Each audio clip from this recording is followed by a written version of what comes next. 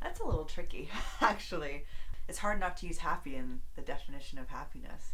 I guess it's a feeling more than anything else. It's a sense of joy and elation, that you feel physically and emotionally about something. But I think it's just when things feel right in here, when you can physically feel it.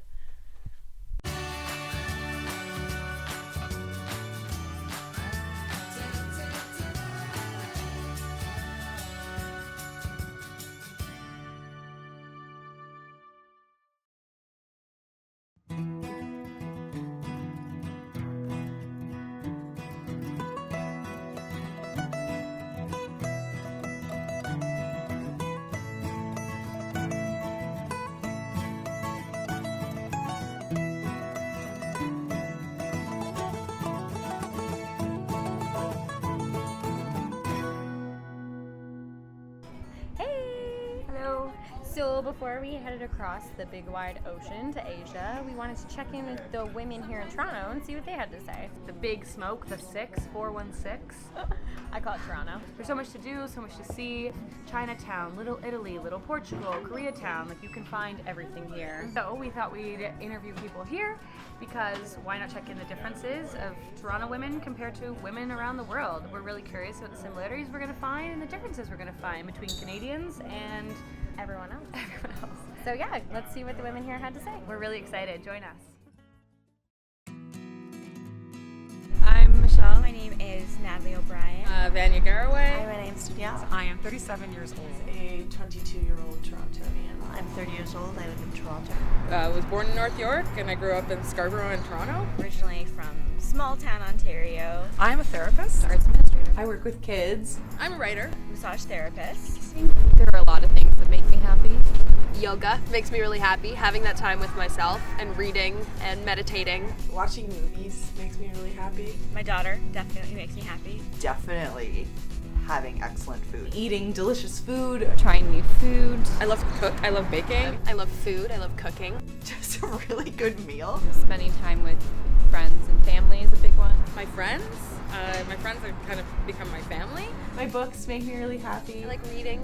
I think you already said that, but I really do. The color blue. Being by water. Anything that tells a story. What else? There's so many things. I love marshmallows. So I consider myself a generally happy person. I think happiness is a lived experience. I think the choice is choosing to allow yourself to live the experience. I think it's something that is a work in progress for me. For a lot of people, it's not a question of deciding, yes, I want to be happy, but realizing that they have to take steps to create happiness. Sometimes I have to work actively to find the positive or try and find stories of hope and learning and progress in our society and in our world. Because everyone so wants happiness. Everyone seems to be pursuing happiness. And I do see that a lot in North America more, that people seem to think that, this thing will bring me happiness and someday I'll be happy if I can just do X, Y, Z. Well, when I went to Paris, the things that seemed to make people happy and made me happy there were just like eating a meal, sitting on a patio, anything that's simple. I find like happiness, the less choices you have, the happier you are. I notice in some countries that put a little bit more emphasis on like eating together as a family or community and having that lovely time where you just you sit around and you talk and meals take 3 hours, whether it's Mexico or Italy or anything like that. I find that seems to bring like a joyfulness to people and a sense of happiness. I really just think that those moments of human connection, which are unfortunately few and far between, I think, in this society, but those moments of genuine human connection are really, really, really happiness inducing. For me, happiness is other people and having other people to sort of share the happiness with. It's when things just feel so awesome, and it's just this emotion that kind of comes over you, and it's a lovely place to be. I think what constitutes happiness for me is just like a feeling of peace.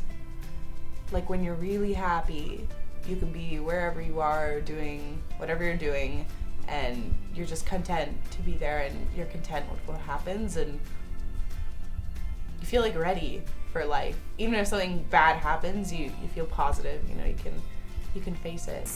Just allowing yourself to taste life, and also allowing yourself to feel sad. Because if you don't ever, because you know when you see someone who's crying and everyone's impulse is to be like, oh, why are you crying? It's just like, just fucking let me cry. Because if I don't ever just let myself cry, my laughs aren't ever gonna be full.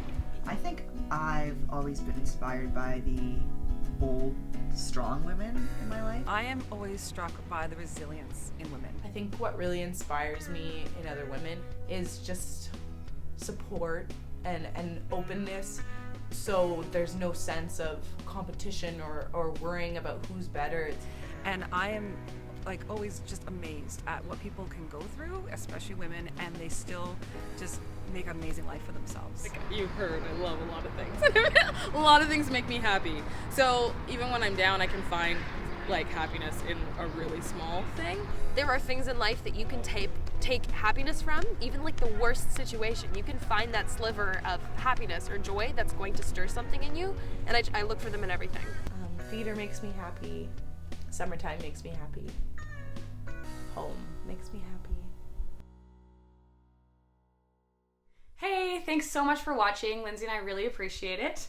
Now we want to hear what you have to say. Tweet us, comment below, what does happiness mean to you? We're really excited to hear what everyone around the world who's watching has to say. Thank you.